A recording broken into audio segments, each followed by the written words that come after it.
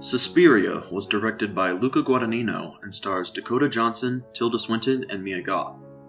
The film is based off of the 1977 horror classic by Dario Argento, and by based off of, I mean that this film is not a remake. Fresh off of his Oscar-winning Call Me By Your Name, Guadagnino steers completely away from that in every aspect, and brings us a very eerie and dark representation of the Italian supernatural thriller we all know and love. Like I said just a little bit ago, this isn't a remake. Instead, it's an homage to the powerful emotion Guadagnino felt the first time he watched the original, and I appreciate that very much. It's essentially his passion project, because ever since he saw it for the first time, he's wanted to make his own version of it. It actually was announced back in 2008 and was originally going to be directed by David Gordon Green, but he went on to direct a different horror film this year. Guadagnino convinced the original filmmakers a year before to allow him to remake it, and 11 years later, we finally have it. It's been a long time since I've seen the original, and I didn't get to have a refresher before going into this one, and I very much consider that to be a good thing, because I didn't spend the entire runtime comparing the two, which is actually what a lot of people don't like about this film, the fact that they're so different. While the original had very bright and distinct colors, the colors in this film are dark and muted, and honestly kind of plain. The original takes place in Munich, but this one is set in Berlin in 1977, the same year the original was released, and it's an essential location for the story this film is trying to tell, as well as the themes that it's trying to get across. Let's talk about some of the performances.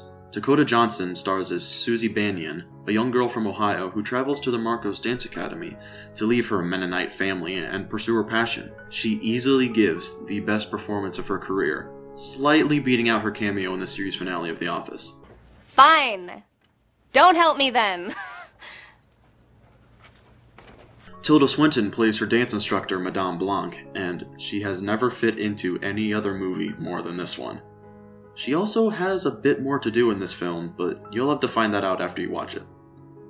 The cast is essentially 95% female, and they all do a fantastic job. Angela Winkler is an easy standout, and Chloe Grace Moretz is actually in this film. She has a small part, but she's very integral to the plot and to some of the characters' motivations. When Susie catches Blanc's eye with her immense talent, as well as drawing the other leaders of the Academy's attention, this is when I like to say shenanigans ensue. You spend a lot of the film asking questions, not really knowing what's going on.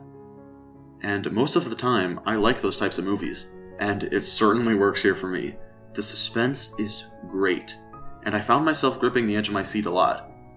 I jumped a few times as well, not because of jump scares, but because of the disturbing sequences that were unfolding in front of me. And honestly, they only intrigued me more. Call me crazy, but I like the occasional messed up movie. From the very first scene, Guadagnino and his editor Walter Fasano take this movie by the reins. Whether it's a conversation between two people or a very elaborate dance sequence that's intercut between simultaneously occurring supernatural moments, the editing is perfect. It makes the 2.5-hour runtime go by relatively quick for me at least. Some people might call this a slow burn or even boring, but every scene in this movie is a critical piece of the overall puzzle that is this film. Speaking of the dance sequences, they are fascinating. They are very well choreographed, with top-notch, very professional, and very talented dancers. There's one scene in particular where a dancer is by herself in an audition room, and I won't spoil anything, but she does some pretty crazy things with her body that did not require any special effects. Major props to her.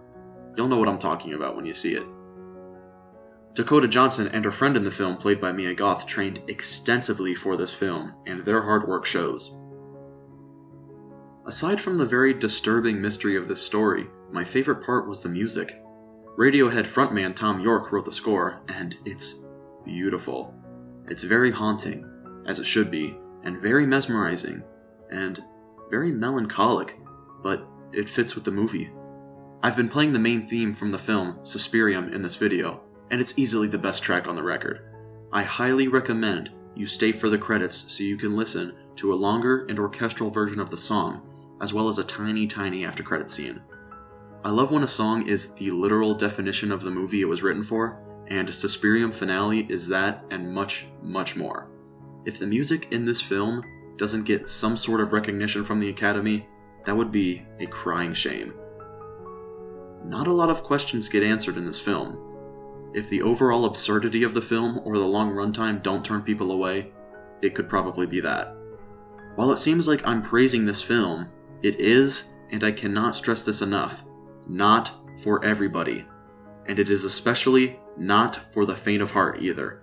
There are some very, very disturbing and messed up scenes in this movie that I'm not going to forget for a long time. And do not bring your kids whatsoever. There are a couple problems I have, mainly nitpicks with the storytelling and certain sound elements, but those dive into spoiler territory, so I'm not really going to get into those. As soon as I left the theater and thought about this movie, I wanted to go right back and watch it again to see what I missed the first time, which is a big plus on any movie in my book. If you're in the mood for a 90-minute popcorn night full of jump scares so you can scream and laugh with your friends, this is not the movie for you. This is a very mature movie that demands its audience to sit for a very long time with their eyes glued to the screen. It requires you to think about what the hell you just watched hours after it's over.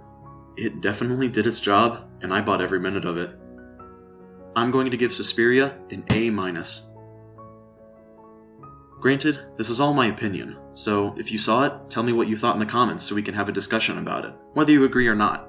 Tell me whether or not you liked this more than the original. I adore movies with all of my heart, and I love talking about them. I hope you enjoyed my review of Suspiria. Thank you so much for watching. I'll see you in the next video.